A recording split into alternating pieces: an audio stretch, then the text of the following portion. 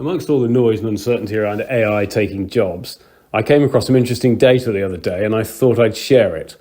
It provides some perspective on the specific types of roles that might be impacted. So this is part of an email from a recruitment bot of some description, I assume, inviting me to apply for some jobs. What caught my eye was the full list of roles which you could search in a spreadsheet, which looked like it could be interesting, and it was. So this is a spreadsheet. It's 150 lines and already categorized, although slightly randomly. This is the company. Here's the totals. They're recruiting for about 150 different roles. And here's the details. I'm going to whiz through it as none of us are getting any younger, but obviously you can pause it if you're interested in any particular bits.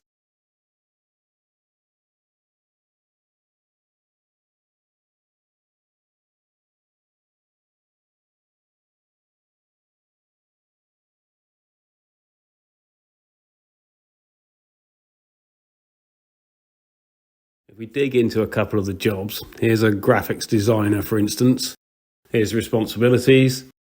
Here's a mechanical engineer. Same responsibilities, train the model. So then I looked at another company I'd seen a lot of recently, Mercor. Their data was a bit more annoying to get and uncategorized, but it did give monthly recruitment numbers. I used Copilot to invent some categories. It did a shit job, as you can see. They also have about 150 roles advertised. Again, another quick blast through the individual roles. It's highlighted in yellow and newly advertised.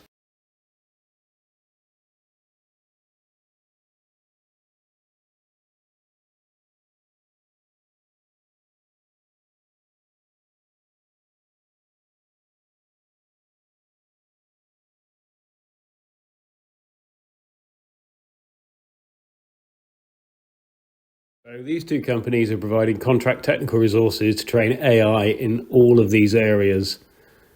A quick and dirty Copilot search suggests that there are at least 3 million people currently or have been engaged in AI training. However much these people are actually utilised, which is not really obvious, there's clearly billions being spent here. So, wrapping this up and trying to come to some conclusions from all of that. Firstly, there's millions of professionals training AI models and obviously lots of money being spent. They present a wide range of very different job types, and that range is increasing. And most interestingly, most of them don't appear to be very low skilled at all. So in order to justify whatever this massive training expense is, AI products are going to be created and sold, or probably leased, to businesses, possibly embedded in existing systems. In order for those businesses to justify that expenditure, they need to build some kind of business case, unless you just measure tokens and hope that translates into output. So typically that's going to be from either increased revenue, e.g. developing products faster, developing better products, selling them better, etc., or reduced costs, which is mainly going to be materials, possibly as a result of better design, and services and labour, or potentially some form of risk reduction.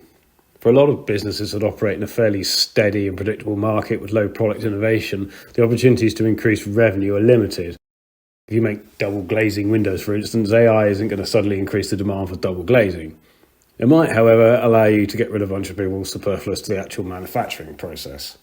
So, if or possibly when the technology probably works without hallucinations, my expectation is that business cases will involve cost reduction and mainly through replacing staff with least functionality. It looks like there are not that many office-based roles that won't be impacted.